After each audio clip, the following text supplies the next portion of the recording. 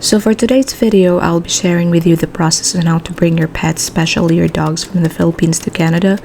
What were the things we prepared before his arrival, challenges we encountered along the way, how we prepared our dog, our tips, fees, and many more. So I suggest that you keep watching the whole video until the end to gain more information and so you can also avoid the bad things that happened to us. Okay, so to start with, we bought some of the essentials that our dog will be needing, and they are his collar, seat belt, wipes, nail clipper, poop bags, leash, calming tablets, shampoo, scrubs, diapers, towels, many more towels, tennis ball, treats, his toy, pads, and many more dog necessities that are not shown in this video. We also made sure that the house was clean, in order, and spacious before he comes in the picture. I also put some non-sticky wall protection film on some of our doors and walls just in case I'll scratch on them, which he didn't, but better to be sure than regret later, right? As for our tickets, we bought I think 5 months before our flight to save more money, and so we thought that everything was good already, but turns out that they made a mistake in our booking. Also remember that the airline's protocol can be so confusing, so if you don't think smartly, they are going to turn the tables around you, so you would pay another hefty price to them. More in this story later, so just keep watching until the very end. Because it was already late at night, we decided to stay in one of their lounges, which I think for me was just fine and is not worth a penny because the food wasn't really that great and was not to our liking, and so we only stayed for a few minutes. Once we arrived at Vancouver Airport, we made sure to check that our passports, tickets, and permanent residency cards were with us, and right after we checked in our luggages, we noticed that we didn't have to go through the immigration, and so we thought that we made a mistake somewhere along our rushing and running, so we had to ask somebody at the airport for confirmation if we didn't really need to have our passport stamped by the immigration officer here, and turns out that we were good to go. Finally, we're already on the plane. We're just on time before our plane departs at 1 o'clock in the morning. My tip in buying a ticket, especially if you'll bring your dog inside Canada, is to book it directly from the airline's website and not through a third party, because when something goes wrong, you'll just be dealing with it one side, and so this lessens your problems during a dispute. At last, after almost 14 hours of international flight and 1.5 domestic flight, we've arrived at Mactan Cebu International Airport. We were ready to get our luggage when employees from PAL told us that we had to get it on the other side, which was a little bit far, like 10 to 15 minutes walk, and so if you need wheelchair assistance, then you better tell them in advance, and if you're like one of those people who doesn't like to walk, then this might frustrate you, and it really is frustrating because you're already tired from your flight and long layovers, and then there's this dilemma that I hope they can find a solution instead of putting the burden to the passengers. Now, this is where we got our belongings, and thankfully there were not many people here. I was also happy of how clean their washrooms, and so after my washroom break, I decided to roam around here. Our parents were already outside, and I must say that from a country that is so cold, we're back to a country that is so hot also, so better make sure that you're wearing your sunblock every day, and you drink lots of water, and make sure you bring your medications for skin allergy in case they will occur. I forgot to check the temperature at this time, but I guess it's enough to trigger your allergies because my skin allergy came out a few days after, so it was really a bummer. Then the long wait is over. My dog was so happy to see me after 2 years of long distance.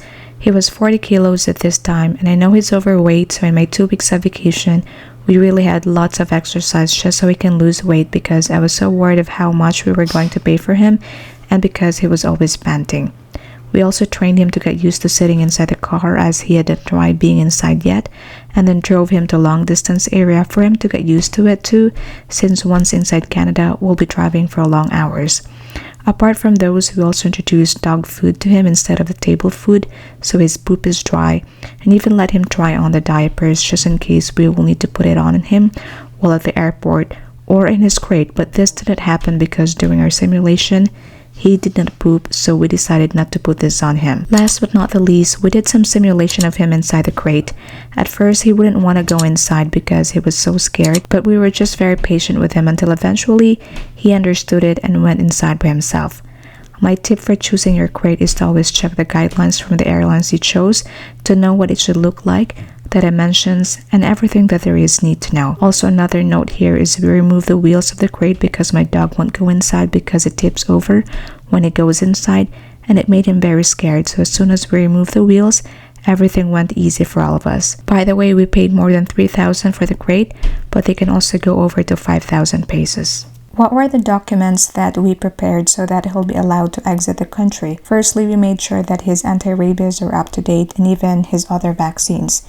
To know when your dog should get his last vaccine, call your airline because you can't just vaccinate them last minute and fly in a couple of days. Secondly, we also made sure to ask a vaccination certificate and veterinary health certificate from my dog's vet for visiting the Bureau of Animal Industry. My tip on this one, if you have a domestic flight, like in our case, we are from Cebu and our layover is Manila, make sure to tell your vet to put both destinations in the certificate because you will need a Cebu to Manila and Manila to Vancouver certificate from BEI on this one. Thirdly, once you are in the Bureau of Animal Industry office, just tell them that you are applying for an export permit and readily present to them your dog's vaccination certificate, locally issued veterinary certificate, and pet vaccination card. You do not need to bring your dog to the Bureau of Animal Industry. If you want to know if your dog needs microchip, just visit IRCC's website to know about this because in our case, we don't need to do it, but we still put a microchip on him for safety.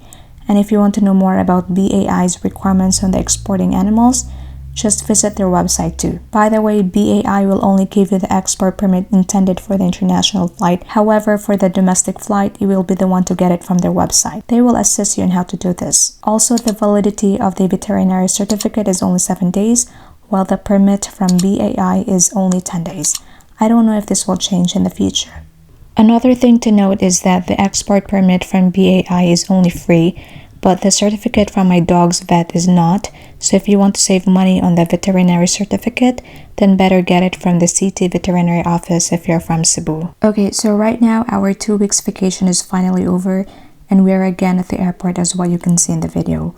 We've presented to them our dog's documents and made sure that my dog has his water bottle with him. Kudos also to the people in charge here because they really know what to do and were very friendly and helpful.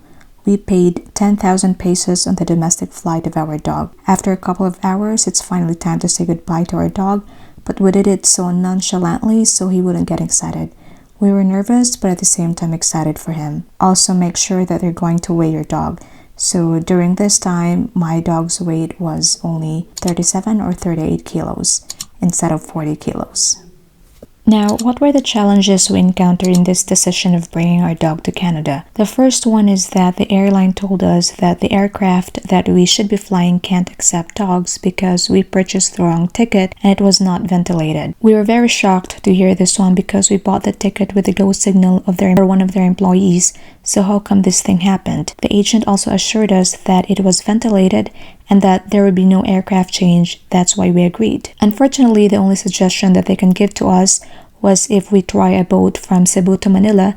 So imagine my dog riding in a boat and to think traveling by boat takes a week while our flight was already near. This while we were in their main office in Cebu. It was really a total ludicrous because they won't accept that it was their mistake to begin with and they were not willing to help us solve it, not unless we take the boat or pay another hefty price again. To make the long story short, what we did was we kept calling the customer service multiple times and demanded that they investigate the matter by listening to the recording of our conversations, and true enough, they found out that we were telling the truth. In the end, they had no choice but to issue us a new ticket after 4 hours of non-stop talking to one of their representatives. The second problem was the water bottle. My dog had a sturdy water bottle, but it got broken while he was being transferred in EA Terminal 2. I was very frustrated but decided not to complain because we don't know where to complain and it was a hassle for us too, so we let it go. However, while we were in the check-in counter, the airline employee told us that he has to have a water, otherwise he might not be allowed inside the aircraft, so we had no choice but to buy a last-minute water bottle for him. These two were the major problems we encountered along the way. The rest were just manageable. My tip is to always come very early than your flight because they have to calculate how much you will be paying for your dog. In our case, we paid almost 80,000 pesos for him. There will be lots of walking with your dogs too inside the airport because their vet has to check your dog, stamped, and verify your documents, so be mindful also with this one. Not to mention that you will be transferring from one terminal to the other. The good thing is that there is also an area outside the airport where your dog can potty, but make sure you clean after their mess. Finally, after a very long flight, we've finally arrived at Vancouver International Airport.